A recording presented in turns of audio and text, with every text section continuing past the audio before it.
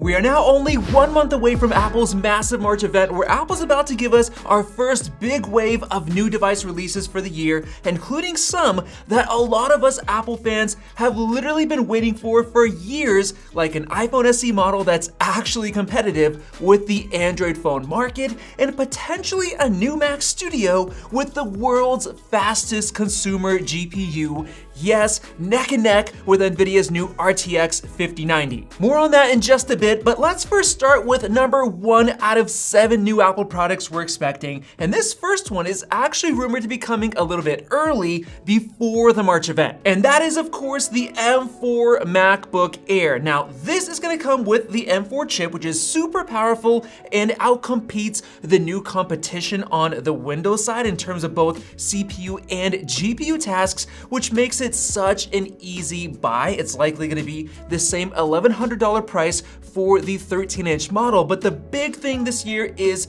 16 gigs of RAM, which makes it so nice. We've tested the M4 MacBook Pro a lot, and it's by far the best base model MacBook we've ever seen, and that same performance is coming over to the Air, but in a fanless design. Now, in terms of the actual design, not much is gonna be changing. It's already a great design in my opinion. I mean, I wish it had Face ID. That would be a really nice surprise, but we could see some other new color options. And now for number 2, this is the big standout announcement for the March event, and that's gonna be, of course, the iPhone SE 4. This is the iPhone SE that us Apple fans have been waiting on for years. We got a bunch of renders and actually dummy models that have showed up, and they look absolutely incredible. We're finally getting a much better 6.1-inch OLED, so much better than the 4.7-inch square display on the SE3. The Touch ID home button is finally going away. The latest rumors show that we're getting a notch at the top,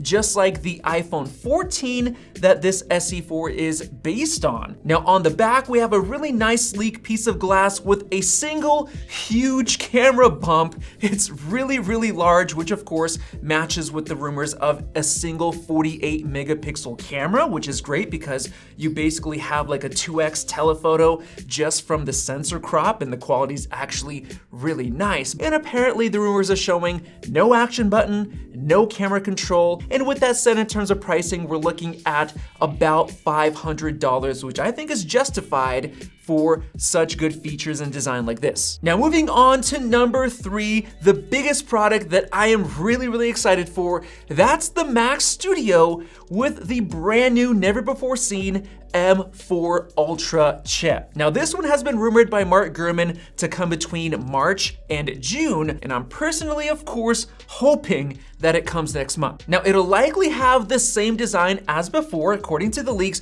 but with newly updated Thunderbolt 5 ports, just like we got on the M4 series of Macs. This is going to be huge for display support as well as SSD support, which we've shown in our SSD testing with massive transfer speeds with that faster Thunderbolt 5. There's going to be the M4 Max chip, which we know, and the unreleased M4 Ultra. The M4 Max is insanely fast on the new high-end MacBook Pros, officially being the fastest consumer CPU in the world, outpacing the very best from AMD and Intel. Now in terms of graphics, it's not quite as groundbreaking, but it's competitive with the RTX 4080, which is very impressive. Now we do have new benchmarks for the new RTX 5080, and it's only around 10% faster than the 4080, so the M4 Max is honestly not that far behind. Now the M4 Ultra is what I'm really excited about because we currently use an M2 Ultra Max Studio for editing all of our videos, and it's honestly getting quite dated. It really needs that M4 Ultra. This one should of course have double the GPU performance of the M4 Max, since it'll double the GPU cores like the Ultra chip always does. So if we take the Geekbench Metal score, which is up to 190,625 for the M4 Max, and we double it, we get 381,250 total score for the leaked M4 Ultra, which is actually around the same score as the average for the RTX 5090, which is just insane. Now moving on to number 4, we have the iPad 11th generation, which is rumored to have the same design, which is great by the way. It's the same modern design language as the rest of the iPad lineup, so it's future-proof in terms of the looks, but it's getting things like Wi-Fi 6E support and a new chip. Now I was expecting the A16 since Apple usually skips a generation, so from A14 to A16, but apparently the latest rumors are pointing to it getting the A17 Pro chip, which was a shocker for me because that chip is amazing in terms of performance. It comes with 8 gigabytes of RAM, which is 2 times more than the current iPad 10's A14 chip with 4 gigs, so no problems with multitasking, and you get Apple Intelligence support, and it's absolutely great for gaming performance. You'll easily get 60 FPS in many popular iPad games. Now for number 5, we have the iPad Air. Now this one is not gonna be changing that much at all, just like the iPad 11, and we're gonna get a new chip upgrade as the main new upgrade to either the M3 chip or apparently even the M4 chip, which is a big surprise, but it would kind of make sense because it follows in the iPad Pro's footsteps in terms of performance, just like it did with the M1 and the M2 models, and nothing else is really new for this one, but we have product number 6, which is gonna make the iPad Air a lot better, and that's a brand new Magic Keyboard, which is gonna be based on the brand new Magic Keyboard 2's design that we have for the iPad Pro, and that's better in so many different ways, which has the function keys on top and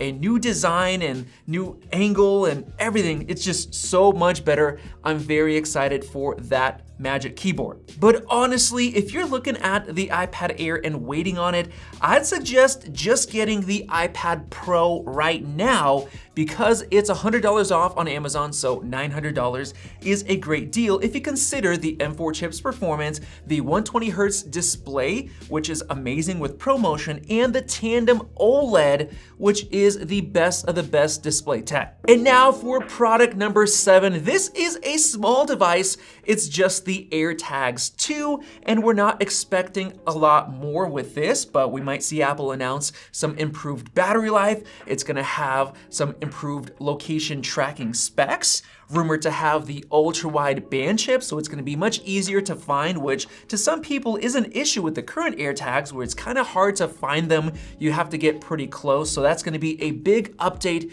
if they change that, but the design is not expected to change because it's already really, really nice and Apple has their accessories. So with that said, 7 brand new products for the March event. Hopefully that Mac Studio, I think it's gonna be a huge update and I can't wait. So let me know the one that you're excited for the most down in the comment section below, and definitely check out one of those 2 videos right over there. Thanks for watching, and we'll see you in the next one.